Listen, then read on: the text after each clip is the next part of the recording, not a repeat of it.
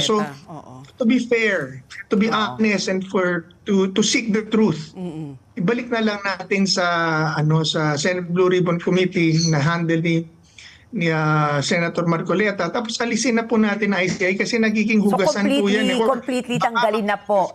Sir, para Aalisin po sa inyo, completely tanggalin na, hindi po ba bigyan sila ng iba pong mandato or ibang role? Bigyan ng ngipin. Oo. Yan ang tama. Bigyan ng ipin, palakasin, bigyan ng jurisdiction. Hindi nga ako kayang mag-contempt niyan, mag-suspend, patanggal. Wala akong kayang gawin. Hindi kayang magpakulong. Walang jurisdiction sa mga masterminds. Walang tao.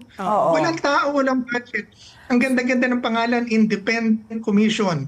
Pero hindi naman independent, dependent. Dependent sa pondo sa presidente, dependent sa tao sa presidente, dependent sa desisyon sa presidente. Lahat dependent eh. Kaya nga. So it's a good idea, but the office is not prepared for the job.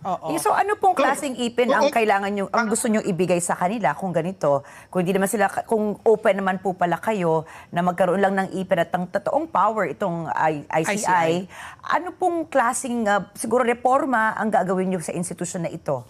Kung kayo po ay papakinggan. Basic po dyan, jurisdiction. They must have jurisdiction